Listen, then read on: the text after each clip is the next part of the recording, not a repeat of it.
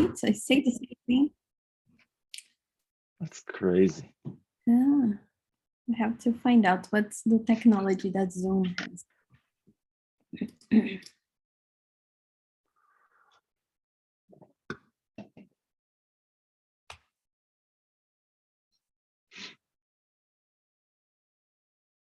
The lab yesterday was so difficult. Really? Really? I'm so sorry.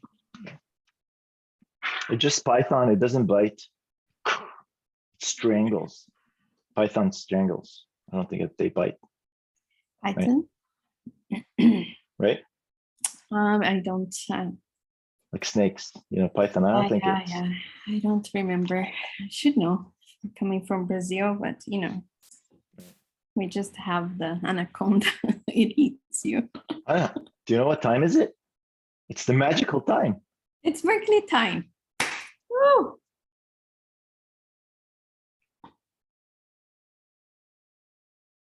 There you go. Amanda also thought it was hard. And here she is. Professional TA. So. That's right. Well, welcome everyone. Anna, go ahead and say good morning while I set up my visuals here for settings. Good morning, everyone. Let's see. Are you ready, Mickey? Kind of, I think so. I think it's a good day. To start, we have how many participants? Can see 696 and counting. Not bad, not bad. And at least 50 something of 650 or something answered our poll. So let's see what's going to happen. Huh? I'm so excited to find out. Oh, yeah, it looks like blue. Berkeley blue is winning. Shh, they can't see it. Oh, sorry.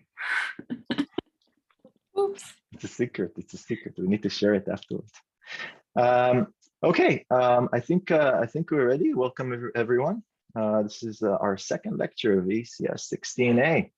Pretty excited. We're going to talk today about a few things like linear equations, Gaussian elimination, all sorts of other stuff. Before that, any announcement we want to make on anything, or we can just go on? I think we don't have announcements today. Yeah, I think just one thing about the chat. Yeah. So those who joined in, please keep the chatter on the chat to things that are like questions that we can actually answer. It's okay to say, you know, woo for a second, but just try not to do it as a Twitch channel because it's very hard for us then to monitor the chat and answer you. So we appreciate that. All right. Well, we're now starting module 1, which is imaging. Again, we said we have a few modules in the 16 series, 6 modules. In 16A, we have 3 modules, and the first one is imaging, which you'll do your first lab on as well. All right, so what is an image? We went over last time. Well, according to definition, it's just a visual representation of something. And imaging is the action or process of producing an image. And then I showed you last time, you know, the different type of images, all the images that you're looking at, you know, they're all represented by some pictures that you see on your computer. However, the physics or whatever is being measured and being displayed as an image is very different. The sources of contrast in this particular case are completely different. For example, we have here in a representation of heat through infrared capture. This is an MR image, X-ray. This is a map of the background radiation since the Big Bang that was captured through a satellite. This is computer tomography displaying attenuation of X-ray inside the brain. This is ultrasound. This is actually a PET image, positron emission tomography, which represent gamma rays being emitted by the recombination of electrons and positrons due to a radioactive contrast agents. And this is Angriana, represented by light being reflected off her face, and then that being captured. Okay, so all of these are images, but they have completely different physics behind them. And in order to create those images, we had to do something in order to do that. We had some model of the physics, and there's a lot of processing that often is being done in order to produce those. And that's kind of something that we talk about today. So if you have an imaging system in general, what you have is some object that you want to make an image of, and then you apply some energy source that interacts with this object somehow. And that energy can either be external or internal to the object.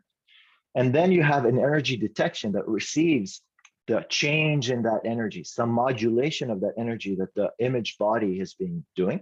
And that is being processed to create this image. And the imaging system also combines electronics to be able to sense to sense and detect that energy or to produce it. There's control associated with it. So if you need to move things around or to target things or switch all sorts of electronics around, lots of computing to process and algorithms to reconstruct, and of course visualization like you see right now. So this is what encompasses an imaging system. And most of the imaging systems that you see are actually representing through this, except that the energy source may be different, the energy detection mechanism may be different, and the control could be different, and of course, the algorithms. Now let's talk a little bit about medical imaging. And again, this is, I showed this last time, this is a Rembrandt picture of an anatomy lesson in 1632. And the reason I'm showing you is because if you wanted to look inside a person's body at that time, or actually, just before the 1900s, the only way to look inside would pretty much was to cut a person. So people were pretty interested of what's inside the human body. And there was these basically almost shows that these doctors would go and do an event where they have a cadaver, usually of the lower class, and they would dissect the body in front of a crowd. And this is a depiction of Rembrandt of this that I actually saw in The Hague. This is me. It's beautiful. All right, but here's the question. Raise your hand if you have ever taken an X-ray. And I think there should be about 764 of you, because I don't think there's a single person here that have not gotten an X-ray in their life. And an X-ray imager, you have an X-ray source that fires or shoots X-ray beams through parts of your body, and then the shadow behind it. So the body is mostly semi-transparent to X-ray, and so you'll have a film or some sensor that is sensitive to X-ray, and then you would see the shadow pretty much of the object that you see in it, and this is what's called a projection image. And most of you have probably gone through this. This is a very, very common way of imaging the inside of your body. Extremely cheap, very low radiation dose. What you can see here in this particular case is that this poor patient had a broken tibia, but maybe those that have very sharp eyes would be able to see something else. But those who don't or don't know actually where to look, let me point out that there is also something going on here. And there's another fracture in the fibula bone, which is the small bone that you have in your leg. And that is very hard to see because the tibia here obscures whatever's behind it. So that makes it difficult to see. So that's the limitation of a projection X-ray. Everything, yes, and this is a leg, by the way. Yeah, this is a leg. Tibia is the big bone that you have, the shin, that's the tibia, and the fibula is a small bone. Anyway, yeah, so this is the situation, but you can't really see the fibula bone here because it's obscured. And this is the limitation of a projection X-ray, is that it's kind of like looking at shadows pretty much. Okay, very simple imaging. How can we see the other bone? Well, what a doctor will do often, and you can all lower your hands, feel free to do that. A doctor would then, take an image from a different angle. And if you actually look at that different angle, you see, oh yes, this is the tibial fracture, but this is also the fibular fracture. Okay, so you could see, you can see now it's very clearly. So the fact that you can look from another angle gives you a lot more information. And so the question is really, can we get a lot more information? Can we maybe reconstruct the slices inside the body from all these projections? And of course, the answer is yes, otherwise I wouldn't talk about it. And this is called, the operation of doing this is called tomography. And tomo means a slice, graphy is to write. So this comes from Greek. And pretty much we assume that we don't want to open a leg in order to be able to look inside, but perhaps we can reconstruct those cross-sectional slices by looking at by reconstructing it from projection. And this is the idea behind tomography. So in a tomographic system, what you will have is many projections that are being collected with different angles. So you see, this is the same leg, but with different angle. And we're able then to reconstruct those slices over here. And what I'm doing is I'm showing cross-section from the top all the way to the bottom of this computerized tomography scanner. So the scanner pretty much collects these projections from all directions. And then through mathematics, we're able to then reconstruct the three-dimensional structure or the attenuation of X-ray throughout the body. It's pretty amazing, by the way. I mean, just look at this. It's just gorgeous. Now I'm saying gorgeous to this, but just see me talk about MRI, which is even more superb than that, right? But you can definitely see the fractures over here, and you can see much more than just this projection X-ray. Now, once you do that, you can do all sorts of other stuff, right? You have the 3D the 3D representation of that object. I can 3D render it. I can cut in different slices. I can do whatever I want. Now you can see the fractures over here. You can see the fracture over here. And I can also go and render just the bones, for example. And now you can definitely see what happened to that poor person. Right? So it's pretty amazing, right? And you think, oh, wow, this is really complicated. Let's try to figure out how to lower your hands. Because then I can't see if somebody is actually asking a question. So anybody has an idea how to lower everybody's hands? Okay. So this is pretty amazing. And the question is, like, how difficult is it to really perform such a reconstruction? Now, the whole idea is pretty much the following. I think we can probably lower everybody's hand somehow. And I'm not sure. I'm looking. Thank you. Mm-hmm. I appreciate that. So here's I found actually on the internet a piece of meat, and it turns out the humans actually look like a piece of meat also. And this is pretty much the femur bone. So this is just above the knee, a cut above the knee. And yeah, this is kind of how we also look like. And the idea behind a computerized tomography system is that we shine X-ray. We have some X-ray source that we shine through it, and we have an array of detector that detects the shadow of those X-rays. Now, those can then be displayed, for example, as an image of those shadows. But in order to really reconstruct the inside, what we're going to do is we're going to collect those shadows in different angles. And I'm just showing you a cross section of that particular slice, and you would see what's called a sinogram. This is the result. Each line over here represents one-dimensional shadow being captured by this detector array. And the idea of computerized tomography reconstruction would be to take that sinogram and somehow magically compute this. Okay, so this is what the detector or the image from the detector would show. And once you take those and compute something, on a computer, you'll be able to produce this gorgeous image of the femoral bone and the of the femur. So it's pretty incredible, right? It's pretty incredible. And the question is really is, how this is done.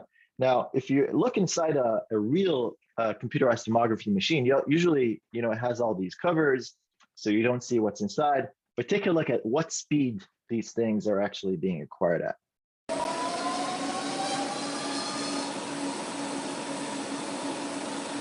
I mean, what's really hard is to be standing in.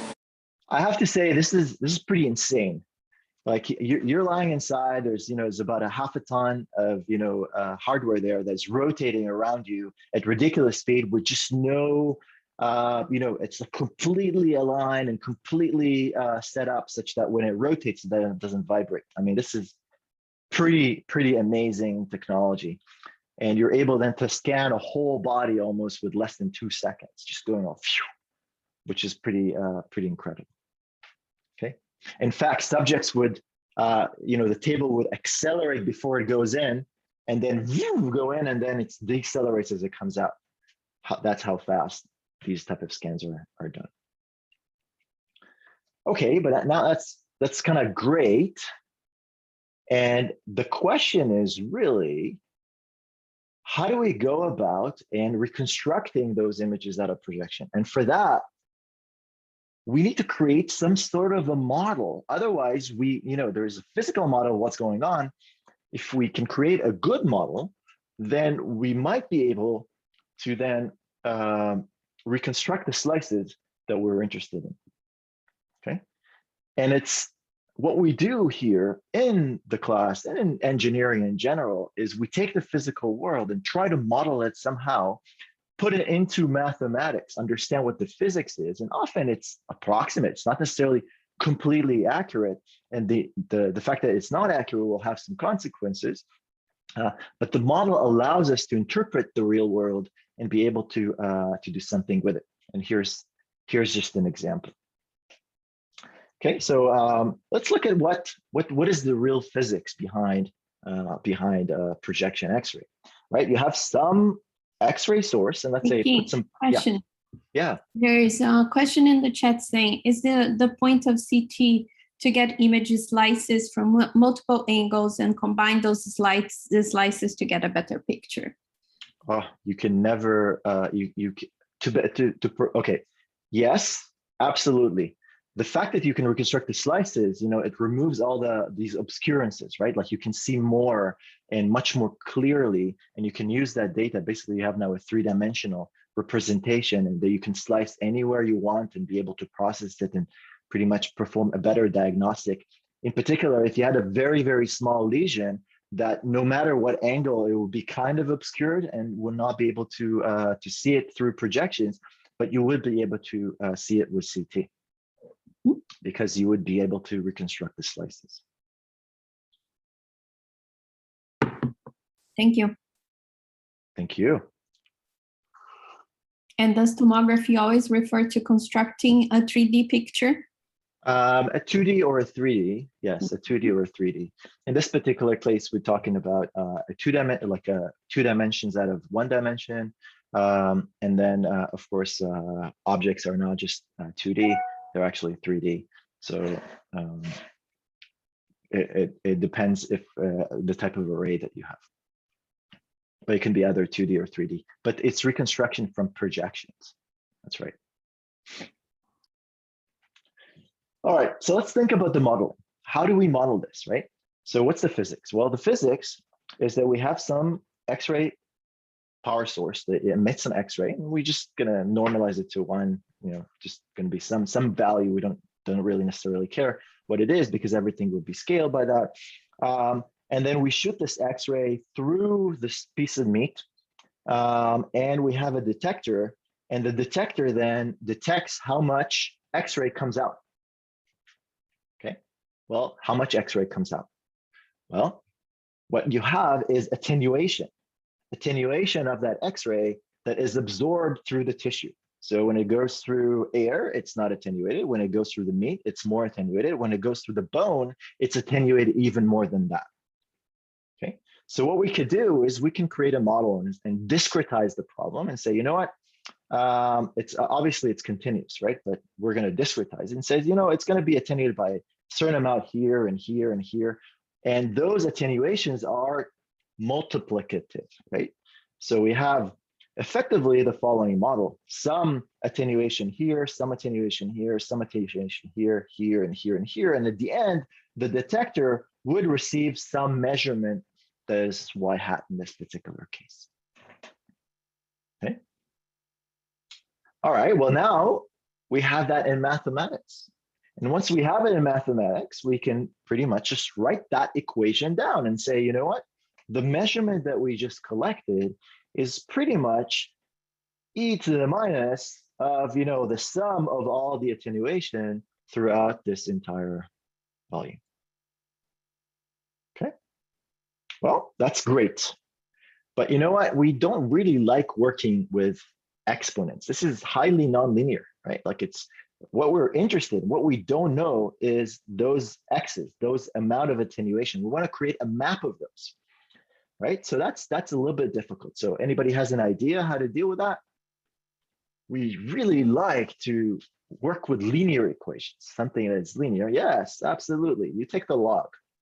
And once you take the log of this, then the result would be a linear representation. So x1 plus x2 and so on and so forth would be equal to some y. And I just want to distinguish what is this y. Y is pretty much minus log of y hat that we actually measured. Okay, so the process would be, you know, we get some, we capture some value, we take the minus log of whatever we captured, and now we can represent this as the linear set of equation, the sum of the attenuation equal to this value. Okay, and when I say log, it could be a natural log, ln. I mean, it's just log. Okay, it doesn't really matter what the basis of that log is. So y is the sum of X-ray attenuation coefficient along this particular line in this particular piece of meat. All right. Pretty cool. Now we have a model.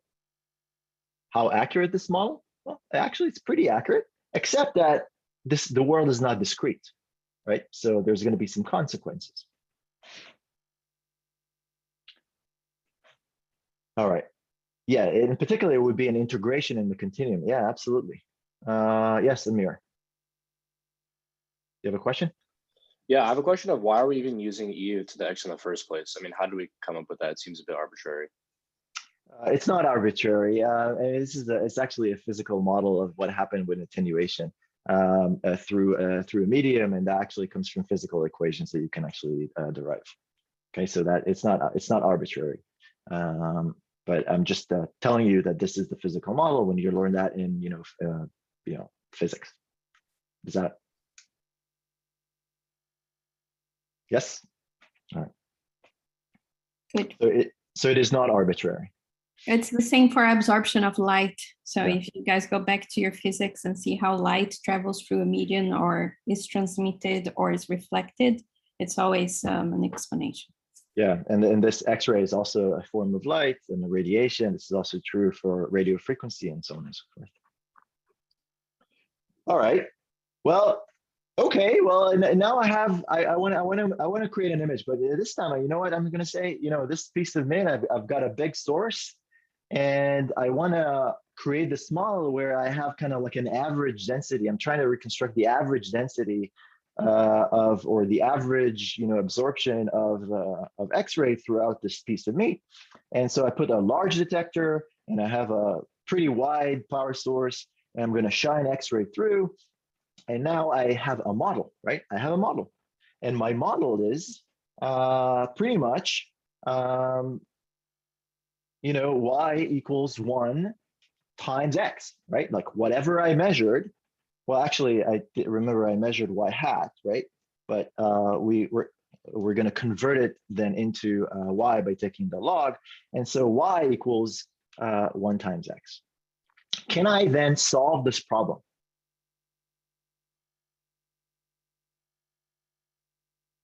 Well, it's kind of solved, right? Basically, what it says is that here x equals to y. So it's very simple. Have one equation, one unknown, it's a linear system, and here's my beautiful, beautiful, and lovely solution. Okay, so I can then tell you after I did this that the average absorption throughout this piece of meat is y. Okay, that's pretty trivial, right? So yeah, we did tomography. Did we do tomography? Well, we did tomography over 1 pixel. But that's again a model of what we're going to do. So now, so you know what? But I want to see more. I want to see more. I want to be able to see the distribution of attenuation throughout this volume. So how do we do that? Well, I can still create a model and say, you know what? I'm going to break this piece of meat into 4 wide pixels. Okay, 1, 2, 3, 4. And the values of absorption in those cases is unknown. Okay, I'm going to shine X-ray and I'm going to measure in the detector what am I receiving. All right, I'm going to shine the X-ray. Now, my model is that I'm going to have some absorption here, here, and here, which I don't know what they are. But I have a model, and my model, what is my model? It's a linear model after taking the log, right? Pretty much y equals x1 plus x2 plus x3 plus x4. Super. Now I can figure out what is the distribution. Can I? Can I figure out what the distribution is?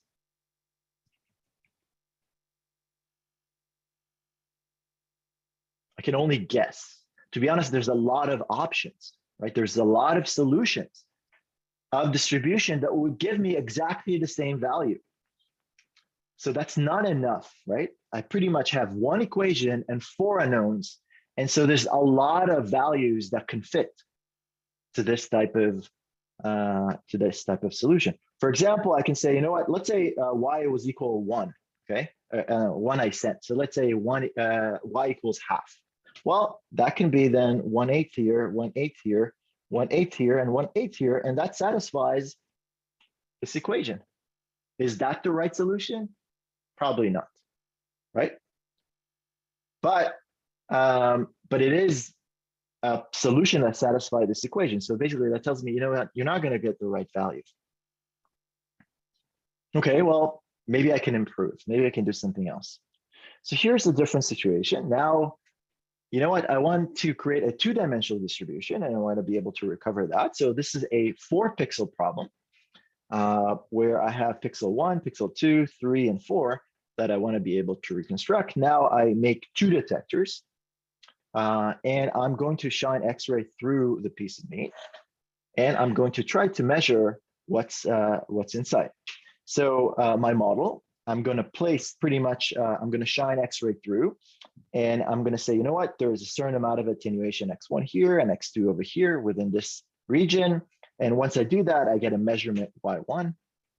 And then there's X3 and X4 over here. And once I measure, I get Y2. Okay, there's a lot of really good comments, but bear with me for a second. So let's write those equations as models. And what I can say, you know what? Yeah, Y1 equals X1 plus X2. And what is Y2? Well, I know what Y2 is. Well, Y2 is pretty much X3 plus X4. Okay, so now I know more. I made 2 observations, but now I have 4 equations. So still I'm going to have a problem, right? Okay, and the problem is, yeah, I know, it's really, really sad, right? Because I really want to see, you know, the fracture in my leg and in that person's leg. And, you know, it's like, it's not going to work. So that's a problem. So any idea? Well, I kind of showed you, well, let's rotate by 90 degrees and look from the other side. Yeah, absolutely. Then we're going to get 4 measurements, right? Okay. All right. So now we're going to rotate the X-ray source and we're going to shine light. And now I'm going to get measurement Y3 and Y4. And so if I look at Y3 is X1 plus X3. And then Y4 would be, think about it for a second, x2 plus x4. Yeah, that's right. x2 plus x4. Super. Woohoo! And the question is now can we solve this? Raise your hand if you think we can solve it. 4 equations, 4 unknowns. Woohoo! Wow, look at that. Who thinks we're gonna have a problem?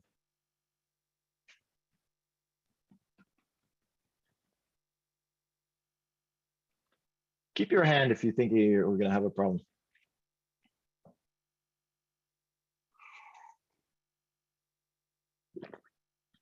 It's increasing. Yeah, I think we're gonna have a problem. You know what? I think we're gonna have a problem, and here's the reason. We have 4 measurements and 4 unknowns, but let's do this thing. Let's take this equation and add it to this equation. So you got y1 plus y2 equals to x1 plus x2 plus x3 plus x4, right? And let's subtract this equation. And we got then y3 minus, sorry. Let's subtract this equation. So we got y1 plus y2 minus y3 equals to x2 plus x4. Sorry, x3 plus x4.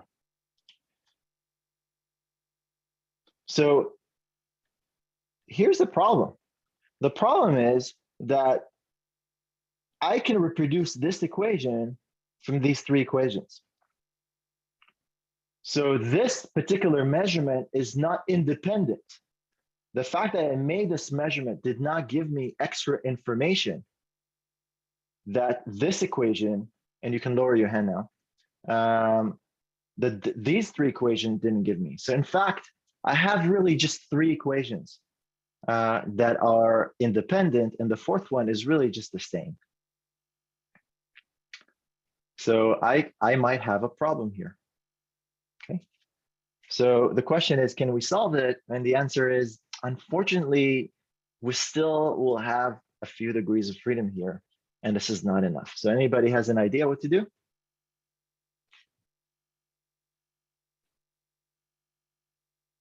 Diagonal measurement. Oh yeah, so let's do it from a diagonal, right? So oh yeah, that's nice. By the way, all the slides are already in the class website. So if you want to make notes on them, which we'll try to put that before the morning. So just for that to help you. And as you can see, my handwriting is not great. So I'm actually going to use slides quite a bit, even for some derivation, but I'll just go over them pretty slow. Okay, so we're going to put our power source over here, our X-ray source, and we're going to shine light through here and detect through this detector Y5. So we get a 5th measurement. Anybody has an idea what will be the model?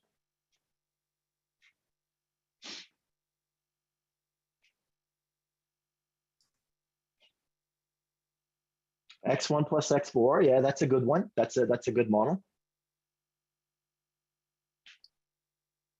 But yeah, okay, but it could be a good model. But the question is, okay, well, let's think a little bit of the physics too. Think about, you're going from here, let's say we just have a line and you're going through here. Do you go through the same amount of distance of tissue?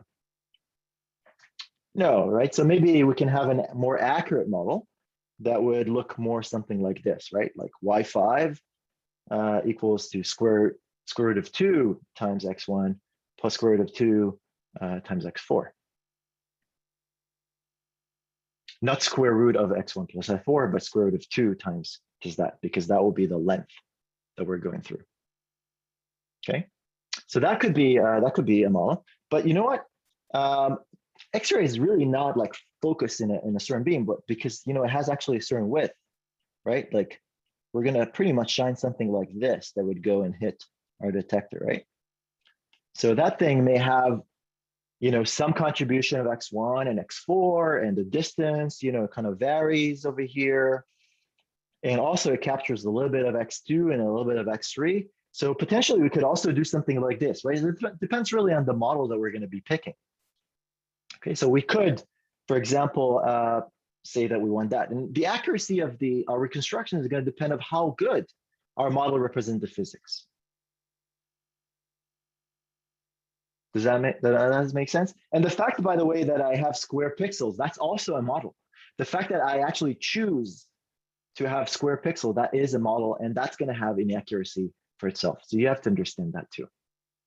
Okay, all right, but now we have 5 equations. The question is, you know, can we solve it? And the answer would be, yeah, maybe we could. Maybe we could now to solve it. That may be enough to have enough independent measurement. All right. Are those with raised hands going to ask a question before Miki moves on? You go ahead and mute yourself and ask a question. Yep. I have a question. I was wondering, when you know how you were saying the X1, X2, X3, and X4, we were talking about it in a previous slide where the energy you put on and the energy reflected back is going to be different. So why can't you just record the measure? Why can't you just record the energy used, or like the measurement by the reflection that you get back? So first of all, it's not a reflection. Just let me just actually, it's absorption, right? It goes through the object, and it's being right. I'm sorry, that's what I meant. So I'm saying if you know the initial energy that you put in, why can't you just? It's basically like a simple x plus, you know, a certain number equals another number. Like, why can't you just solve for your variable? Well, I am trying to do exactly what you were saying. I'm going to put 1 in, and I'm going to measure something out, right? I'm going to measure something out, and it's been attenuated by, let's say, X1 and X4, or in the simplest case, let's say I'm shining from here, it's going to be attenuated by X1, X2, and Y1 is going to be the measurement. But now I'm going to take that measurement. It's just one value. How do I know what X1 and X2 is? You know, it's been attenuated by some value, but I just don't know what is the contribution between those two. You know, it could be any linear combination that receives whatever I got in Y1. Let's say Y1 was half. Well, X1 could be 0.25 and X2 can be 0.25, but it could also be that X1 is 0.1 and X2 is 0.4. They're all satisfied that equation. And so I need to have more measurements in order to be able to recover that. Does that make sense? Yeah, it does. Sorry. Thank you. Sure. Henry, Aman, Blake, Karen. How about we take one more? One question. I had a question.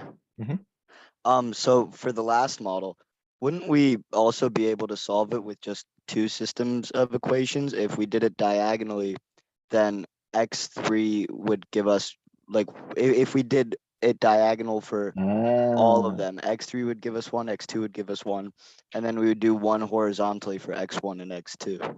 Okay, that's a smart one. What you're saying is, how about we shine light through here and put a detector over here, right? No, you can definitely do that. But you know, the problem is a little bit more, so this is kind of a small toy problem. Yeah, once we scale it up, it'll be, yeah. I mean, the real problem is, you know, that we have something like that. Yeah, for sure. Right. And so that's not going to work, right? Yeah. But absolutely, you're absolutely correct. You could have done that. Okay, cool. You get. Dan, do you want to answer? You get 12 points for that. Okay. I think Ben wants to ask a question. He even has his camera on. Okay, one more. You're muted.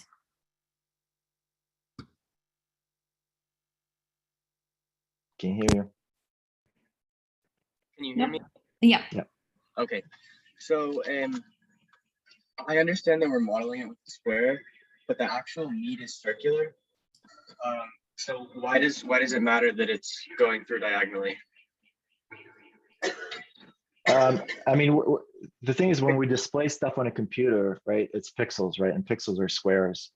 So it's nice then to be like, if you have this measurement, you can display them pretty easily. We don't have to. I mean, you could create whatever model that you want, but you eventually what you do is form that into equations using physics, and then try to then solve for the unknown variables. This was my choice of doing that, but there could be other choices, and that choice fits with, you know, how I'm going to display it later, and so on and so forth. And of course, when I scale it to a grid that kind of looks like that. And in particular, you know, we often just don't know what the size of the meat is going to, like the exact size of the object is going to be. So systems are usually are designed such that we can actually solve for a rectangular picture. But that's really the answer. And really, a lot of the skill in designing those systems is to perform the modeling correctly. Once you move it into math, then now you have an algorithm that you might be able to solve it. Does that make sense?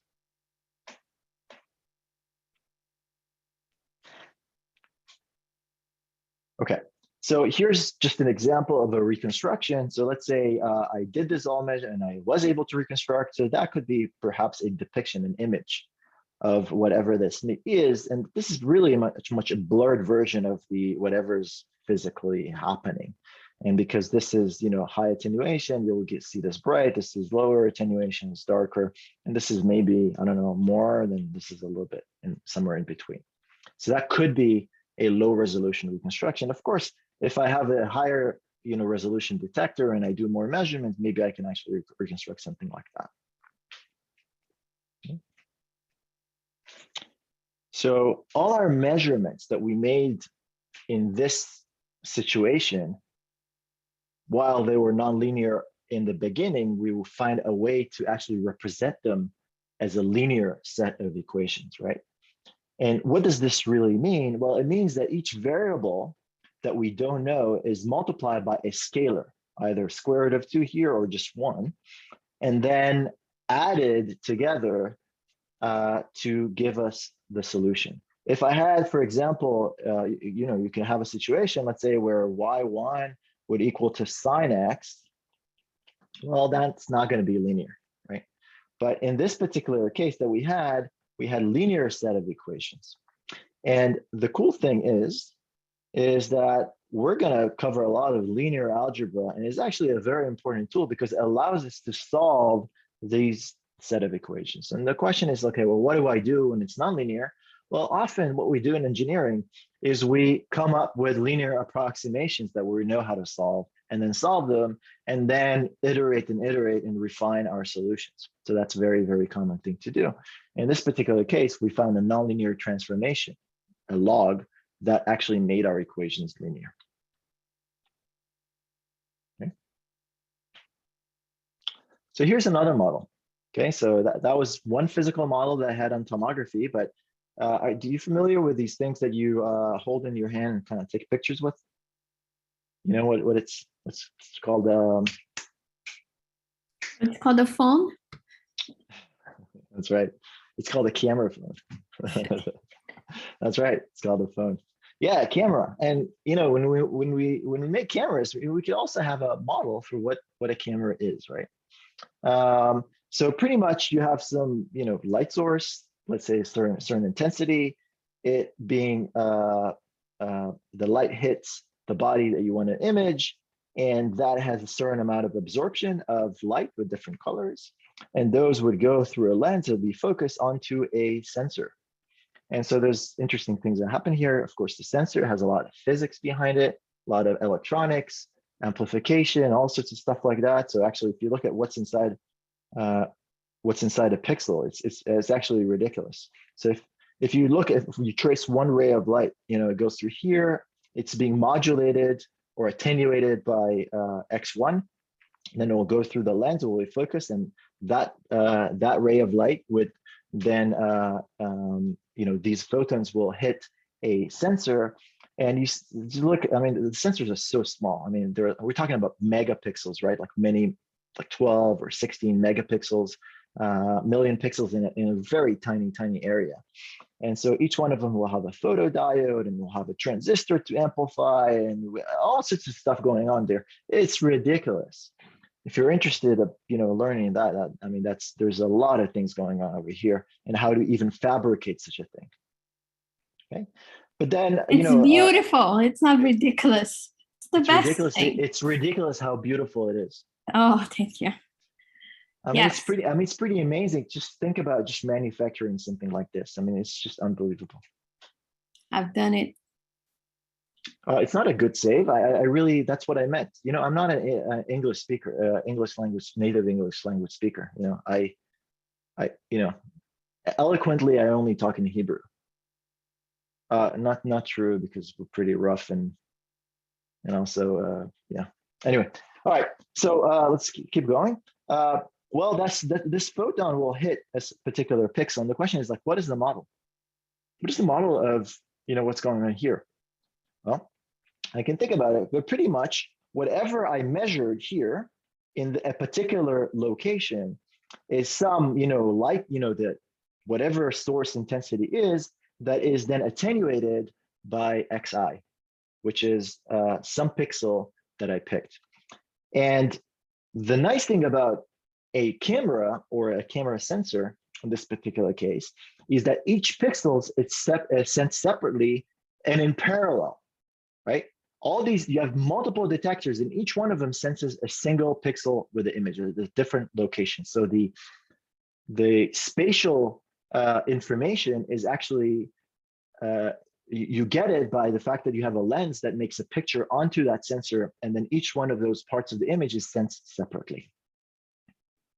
And so reconstructing it is very simple. You just take whatever you measured in the array and display it, right? That's pretty much a simple value. But this is really the model, the mathematical, very simple mathematical model. Okay, so now in a CCD or an LCD or a CMOS sensor, you would have 12 megapixels, 16 million pixels, right? But what if you just had one? Just one light sensor. Can you actually take a picture of this document? Can you make an image out of this document with just one sensor? Move it around. Yeah. Yeah. Right, absolutely. So what I could do, for example, combine them. is I would have a light source that would shine light on a particular location. And then I would put my sensor really close to that particular location and sense whatever is light being reflected by from this document. Now, I sensed one pixel then. How do I sense the other ones? Well, I try to move it around. And here's, but my model is very simple. The ith measurement I'm going to make is just 1 times the amount of attenuation that, or the amount of reflection that I would get from this pixel. And of course, this is the model, right? Because, for example, in this particular pixel, it was a pretty big pixel here. It has some white and it has some, so it's a combination. So I'm going to get some representation, based on the model of whatever's going on, but it's not going to be accurate, right? It's going to have some limitations. And here's just an example of a person on YouTube that implements such a machine using, this apparatus and Arduino that is controlling some, head that's moving basically this light sensor and creating then a scan. This is a desktop scanner with a single pixel that you can then digitize, for example, documents like that. We're going to do something like this in the lab, although I have to say more ad hoc. You're going to move your document manually, and it's going to have only fewer pixels. But yeah, we're going to implement something like that in the lab. So it's pretty cool, right? And then you can get a document at the end. Now, one of the issues is that you have to have some moving apparatus. And the question is there a good way maybe to not have any moving parts, but still be able to have an image of some document? And in this case, here's an example. instead of bringing the light source really close to the image, what we could do is we can have a projector that is digitally controlled that would illuminate a single pixel, and then that light will be reflected, of course, with different reflection parameters, and then be captured by some sensor, and then we can move the light of the projector, and then maybe we can scan during this. And the idea is the following: for example, put that object in a very dark room, take a projector, illuminate a particular pixel, and then have a sensor that would sense the light. And again, the model is yi equals 1 times xi. It's the same exact model. Okay. And how do we create an image? Well, here's the apparatus. What you do is you just move this light around, and every time that you move it around, you collect a value from your sensor, and then go on and so forth. So now there's no moving parts. It's all digitally controlled, and perhaps you could do it. And this is pretty much a cool desktop scanner. And in fact, this exact apparatus you're going to have in the lab. Okay, lab 1 on imaging, you'll have this type of an apparatus. And in this case, the models again is very simple: yi equals 1 times xi. Right? Yes. Now, in that case, we ask, okay, what the physics? Well, yeah, different distances, well, then different attenuation. So in fact, what you would be able to reconstruct is an object that is going to be weighted also by the distance. Yes. Yeah. Right. So we should, we need to, if we want to correct for that attenuation, we also need to correct for the distance. But if we don't, we'll have, dark edges and then bright center, for example. Okay, so again, how good the model is. All right, so now the question is like, every time here you have to shine like a single pixel at a time. That's very little amount of light. That's not a lot of light. So maybe there's a better way of doing such things. So I'm going to give you an example. I mean, a projector doesn't necessarily have to project a single pixel. It could actually project some other things. So what if we do this? What if we have the projector actually project a line of light? And if we project a line of light, I can say, each one of those are pixels. And what does my detector receives? Well, it receives the lights from all those pixels, the reflectant, and each one of them is different, right? And it's the sum of all of these. And so my model would be maybe y1 equals the sum of x1, x2, x3, x4, x5, x6. Does this look familiar? What does it look like? Have you seen this before? Yeah, it looked like the tomography problem, right? Yeah. So it's similar math that comes in from a completely different apparatus in this particular situation of shining light in this particular way. And of course, if I wanted then to solve it this way, well, I can do this type of scanning, right? And that would be exactly the same mathematics as tomography, right? If I shine light that way. Does that make sense? So, yeah, cameras can be, just one sensors with lots of pixels, but it could be some other things. Yes, Aman, have you had a question? Wait, yeah, could you explain again how you got the like y is equal to x1 plus x2 equation for like this situation? I understand it for the x-ray, but I'm not sure how you got it for that. Yeah, absolutely. So so when I shine a whole light, like a whole line on the image, I can then model it by saying, you know what, the amount of reflection from this place is x1, the amount of reflection here is x2, the amount of reflection here is x3, x4, x5, and x6. And then all of them will then reflect back into my sensor and then add it together. All the light is going to be added together. And then the model would be y1 equals x1 and so on and so forth. Okay, thank you so much. Sure. So is the pixel size the size of the sensor? Like is it that, as long as x1 plus x2 plus x3 plus x4 and so on, or is the pixel size still just the same size as x1? Well, I can actually have a different model, right? I can actually break it into way more pixels. Yeah. But then, I'll need a lot more equations to really be able to resolve that, right? So I'll need to make a lot more measurements. So again, the model allows me to reconstruct something, some depiction, and the accuracy is going to depend on how many measurements I have and so on and so forth, right? Okay. That's a nice question. I'll take one more question. Stria. Yeah, so just to make sure, when you're shining that ray of light, instead of going like pixel by pixel, you're shining a ray of light to like any sensor. It doesn't have to be like a sensor where that line is like the entire pixel. And what it does is it takes like the equations and then it like fills in the blanks on its own. Is that how it works? Well, the physics is I shine light here, right? So the whole thing is bright. And then some light's being absorbed by the picture and some is being reflected. And some of those photons will end up at the sensor, and then the sensor will just provide you like how many photons or like pretty much what is the light intensity. And the light intensity is the contribution of all of these. So the sensor performs integration, but that's just by physics.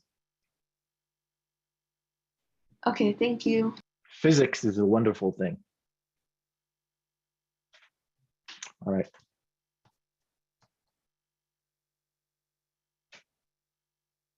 Let's go through that quickly. And what are the units for one and one? Oh, yeah, that's okay. Well, it depends on my sensor. My sensor, if it's a electrical sensor, then the units would be maybe in volts, right? That I measured, or it could be in current, or it could be, it depends what is the physical measurement that I make, or it could be if it's a photon counting sensor, it could be number of photons. Okay. Yeah. Now this photodiode currents. The current, yeah, the current through the diode, for example, that could be. Mm-hmm. And I think, yeah. So this is your apparatus that you're going to have in the lab. You're going to have a small projector. You have some image that you want to do, and then you'll build a sensor circuit with a single sensor that would then you shine something on here and it will receive here. And you have a launch pad, which is a microprocessor that will be able to then control that sensor and make measurement. And you'll have a computer that will control the projector, and those will be synced, and then you can project different patterns on the picture on the target in order to make an image of the target with just a single sensor. This is kind of what you're going to get. This is the launch pad. You're going to build a certain circuit that has a solar cell or a photodiode, has a resistor, has a capacitor for some reason, and then pretty much you have the sensor. You've got the analog circuit. You've got the sampling. So one way to convert this analog information, the current or the voltage, into a value that you can then store on a computer, and then you're going to do some processing in order to make an image. So one of the questions that you're going to be asked then is, how many measurements do you need in order to make an image? Or what will be then the best patterns that you would be able to do? And here's just an example of a few ways, right? Like this is what I showed you before, but you can maybe shine something that looks like that. And maybe that has some advantages over some others, right? So that's the things that you'd be exploring in the lab, but the model, like you'll have to figure out what is the model that it's being done, and then be able to solve it. If just for the sake of time, I'm just going to move on, discussing this part because there's a certain thing I want to reach for today. So if you have a question, Shreya, how about you ask in the chat? Okay. So we're going to use a lot of linear algebra in order to solve this. And what is really linear algebra? Well, it's the study of these linear functions and linear equations. And you'll see that we're going to use tools like vectors and matrices in order to do that. And when linearity is not always applicable, we can find a good approximation, but to make a system linear. And once you have a system that is linear, then there are really great algorithms and implementation that you can leverage in order to be able to solve those set of equations. And so that's kind of one of the things that we're gonna cover. So let's move on. And now we have 20 minutes or so it's, I'm probably not gonna finish all I wanted to do, and that's okay.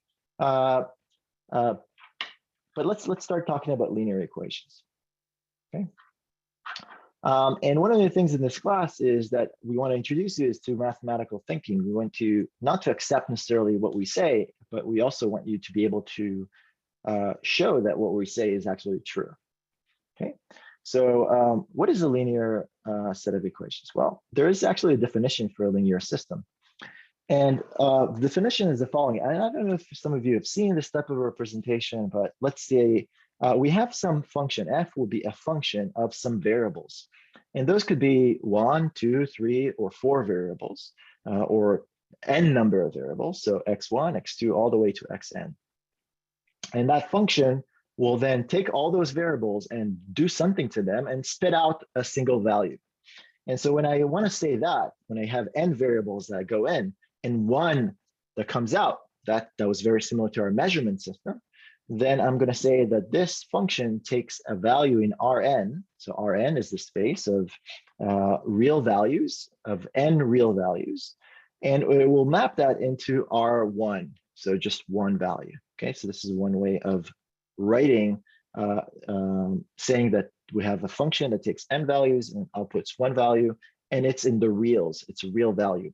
If it was a C, if I wrote a C here, like a fancy C, that would mean that it's complex value, right? That's another option.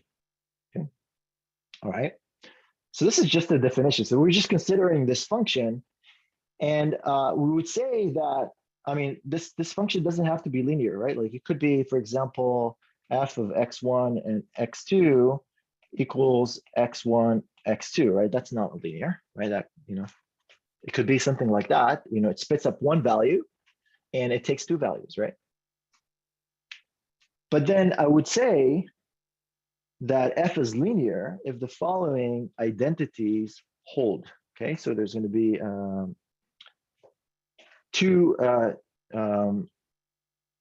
two properties that we're going to need to hold. The first one is homogeneity. Homogeneity means that if I take my input and I scale it by some constant, okay, so I took my x1 and scaled it by a, and I took my x2 and scaled it by some a, and I took my xn and scaled it by a, then the output, the result, would be just scaled by the same amount. Okay, so this is called homogeneity. You scale the input by a certain factor, and the output is scaled by the same factor. Okay, that's one. And the other one is superposition. Superposition, yes. Sorry, so it was alpha in the first part, but then it's a in the second? Are those supposed to be the same? Actually, they're supposed to be the same. I'm sorry about that. It's okay. This is a, this is a. Thank you for the correction. I've 50-year-old eyes, so I can't see the difference. Not 50 yet, Mickey. Don't make me older than I am. That's right. Okay, superposition. So superposition is the following. Let's say instead, what I'm going to do is I'm going to, before putting an input to the system, I'm going to take one input and I have another input, and I'm going to combine those inputs together, and then I'm going to push those inputs into the system. Okay, so basically xi is a combination of some yi and zi. Okay, and I'm going to put that in. So I'm going to put into the system. So f, instead of getting an x or some just, it's a combination of y and z, and y2 and z2, and so on and so forth. If the system, if superposition holds, what I can do is I would get the same result as if I would put input y into f, and then take input z and put it into f, take those two results and add them. It doesn't matter if the point of superposition is it doesn't matter if I add the inputs and look at the output, or put the inputs first. separately and then add the outputs. Those would be exactly the same. Okay. Yeah, this, I guess, distributive property or superposition. Superposition is in fact the combination, and I apologize for that, of homogeneity and distributiveness. Okay, so that's another way that people also refer to that. You know, these two properties would then define a linear system. Okay, so as long as those hold, then the system is linear.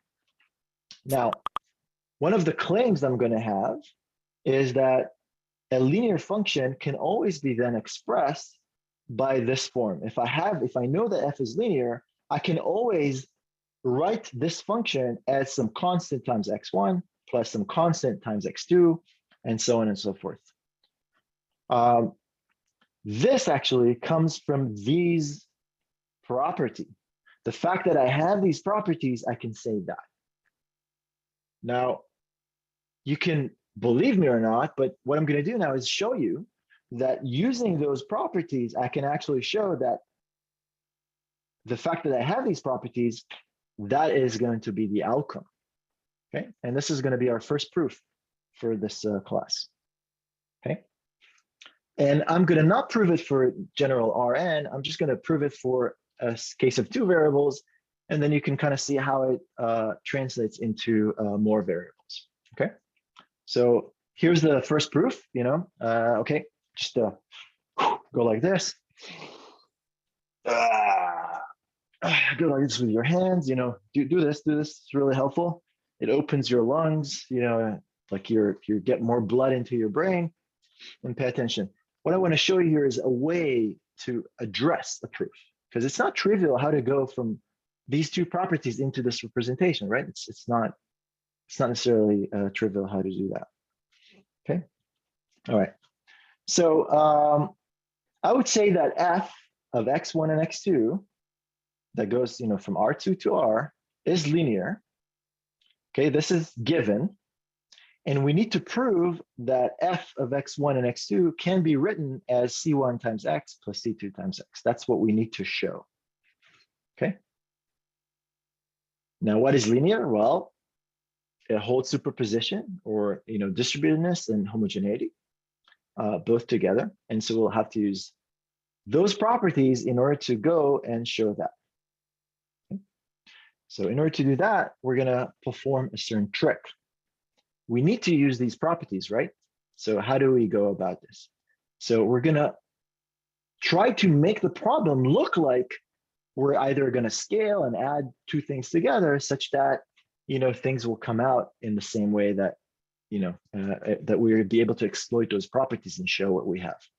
Okay. So here's the trick that we're going to use. Okay. The trick is that I'm going to say, you know what? This is a little bit stupid, right? I'm going to say, you know what, x1 equals to 1 times x1 plus 0 times x2. Is that correct? That's correct. It's kind of stupid, but, you know, it is correct. Okay, where are you going with that, Mickey? Well, I'm adding here, basically, remember that I said, you know, x1 equals, you know, y1 and z1, you know, that kind of stuff. So I want to look that it would look like this, so I can use the property of homogeneity and superposition.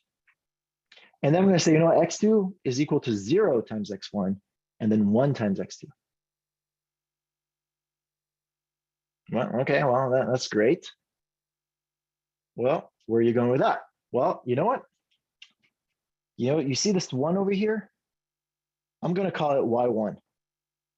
And you see this 0 over here?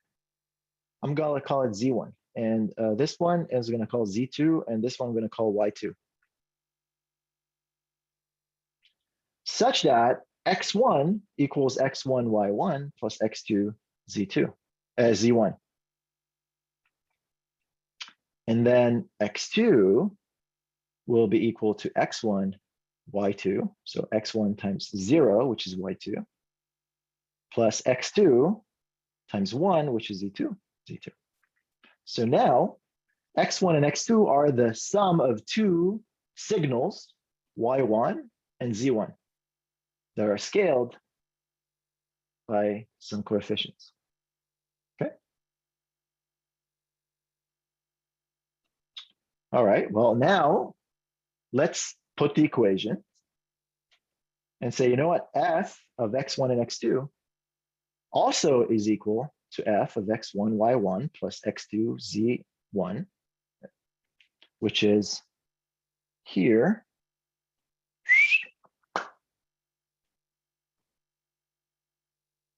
Okay, because this is x1. So I took x1, and this is what I got. And then x2 is this one, and I'm just going to substitute this x1, y2, right? It's pretty nifty, right? Still stupid, but pretty nifty. Okay, now we can use some properties, right? Now we can use superposition, right? Because this is, the input is a superposition of two things, right? In a similar that we expressed, right? x1 times y1, x1 times y2 here. So the same coefficient is multiply y1, the same coefficient multiplies y2. And here is x2 multiplies z1 and x2 multiplies z2, right? So it's the same coefficient. So what I can do is say, you know what? According to superposition, I can, you know, this multiplies here and multiplies here, and this multiplies here and multiplies here. According to superposition, I can write it as x1 times f of y1 and y2 plus x2 f of z1 and z2, and just plug in superposition from the previous. If you're not completely clear about it, just go over it again, and you'll see how it fits pretty nicely, the same equation. I just put the superposition equation here. Well, that is interesting, because what is y1 and y2 are constants, right? y1 and y2 are constants. So effectively, this is x1 of f of 1 and 0, because y1 is 1, and y2 is 0, and z1 is 0, and z2 is 1. So this is plus x2 f of 0 and 1. These are evaluation. The function evaluates two constants. And the function evaluates other two constants. So it's still going to be a constant that doesn't change. It's not a variable. So what can I do? I can call f of 1, 0, I can call it c1. And I can take f of 0, 1 and call it c2, because they're just constant.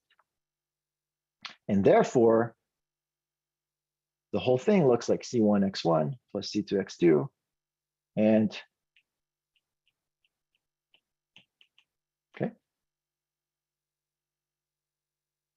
So using this very simple trick, I was able to then exploit the property of homogeneity and superposition in order to show this. Okay. So you always need to be able to use what information you have in order to prove what you want to prove. Okay. All right. Okay. So here's a linear set of equations. So often, like we had in the tomography case, we had a linear set of equations where you have one set of equations that with one measurement and another set of equations represent another measurement, and so on and so forth. Okay, that's great.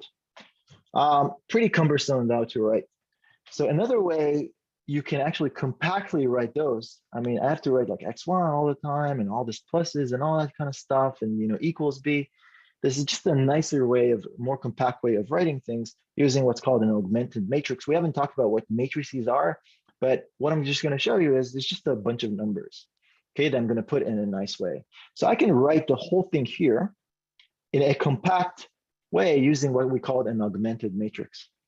And the augmented matrix pretty much just maps, the first column here are the coefficient of x1. The second column are the coefficient of x2.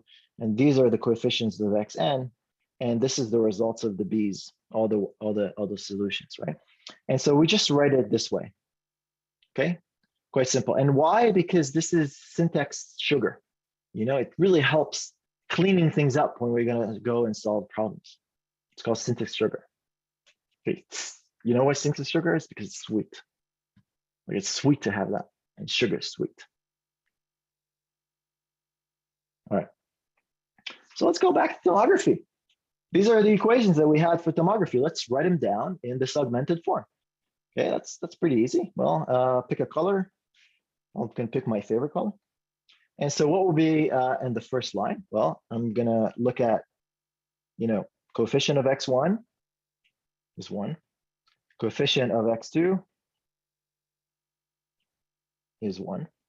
Coefficient of x3 is 0. Coefficient of x4 is 0. And again, remember, this represent x1, x2, x3, and x4. And what will be our measurement? Well, the measurement is going to be 4. So I'm going to put a 4 here. Second line representing second equation, it's going to be a 0, a 0, a 1, a 1, and a 3. Okay, representing this one. And now I'm going to take this, and it's going to be a 1, 0, 1, 0, and a 2. I think you get the point, right? Like, they're basically just copying those coefficients into a structured matrix. And so this is what you get, and this is the augmented form of the matrix. And the question is, like, how do we go about and solve it? How do we go about and solve it? Well, the problem is that, you know, it's probably pretty trivial to solve this set of equations. I mean, you could do it like with any method, you know, substitution, all this sorts of stuff, right? But that's okay. I mean, you come up with your solution.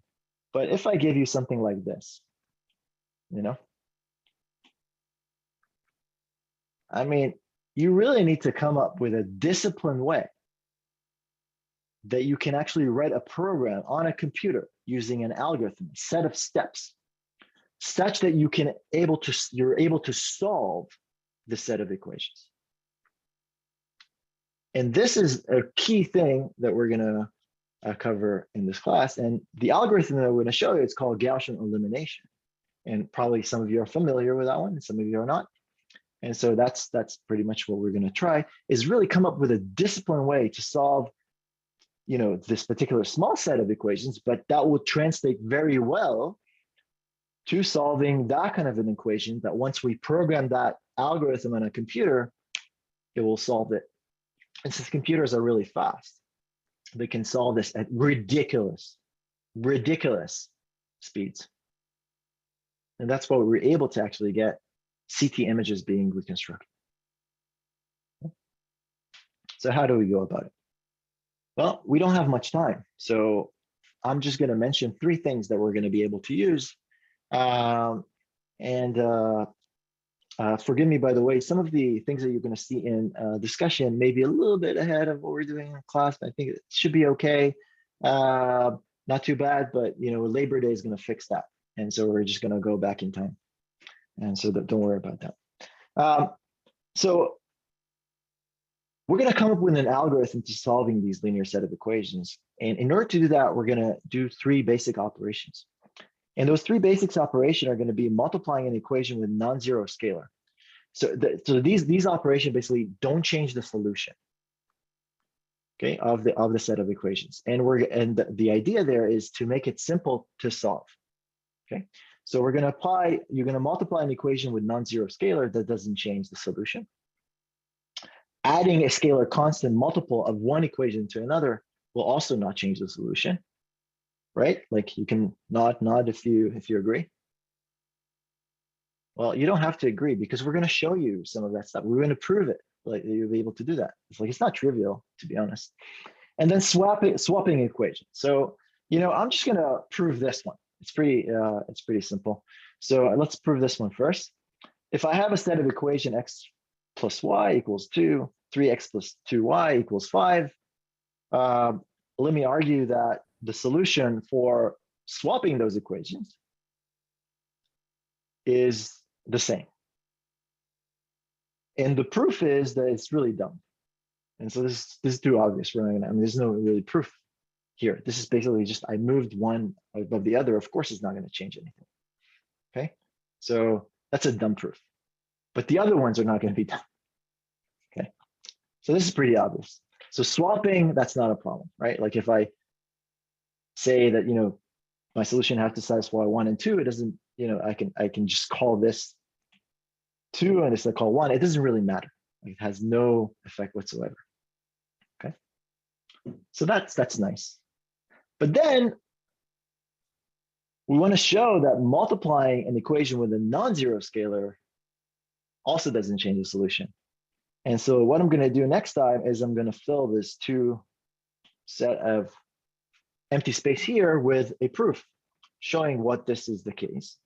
And some of it may look trivial, but it's really not necessarily completely trivial. You really have to be able to show that that's the case. And we're going to discipline you how to be able to show that, okay, with the information that you have. Okay, so with that, I think we're going to finish here today. And we're going to continue talking about linear set of equations, Gaussian elimination next time, and we're going to start talking about vectors and matrices. All right, so hopefully you look forward to Thursday, and thank you all for joining today, and we all appreciate this over 75% participation, so it's very nice.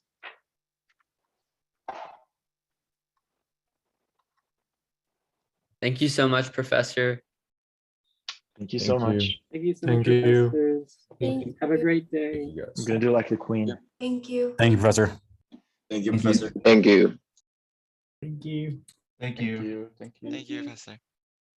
I think it's really cool that what we're learning literally can save lives through creating things like the MRI and stuff like that. So Right. I don't know, I'm very excited. So A word of caution, it can also ruin lives. So yes. Similar systems. So depending how you use them. Have a great day. You too. Okay, so I kind of felt like we went like a bit fast through like the first part of the class with like the tomography part. So like do you think like we're gonna do like more like reinforcement on like the light pixel stuff and like the 1 pixel sensors and stuff? Do you think we're gonna do more on that? You're gonna see it in the lab. You're gonna see some of that, tomography back when we talk about Gaussian elimination and how we're gonna go and solve it. If you still feel it's not enough, I would recommend watching this again, maybe slower, and then also coming to office hours. All right, thank you so much. Sure. And we're gonna jump into the other link for office hours.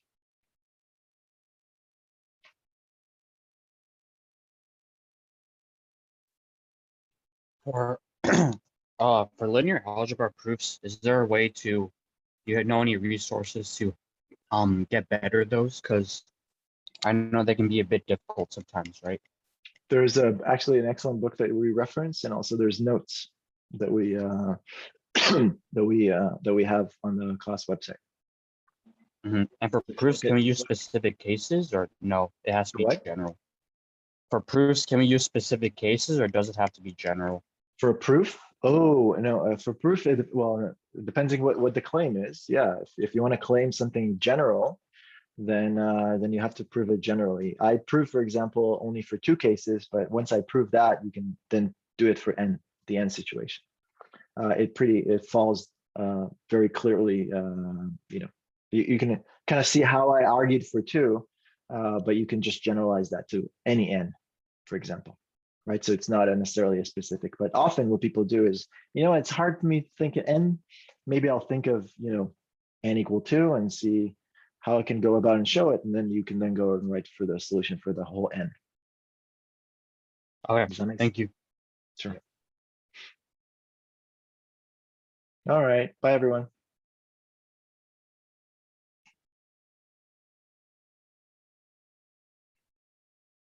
stop recording. It doesn't stop recording. Okay.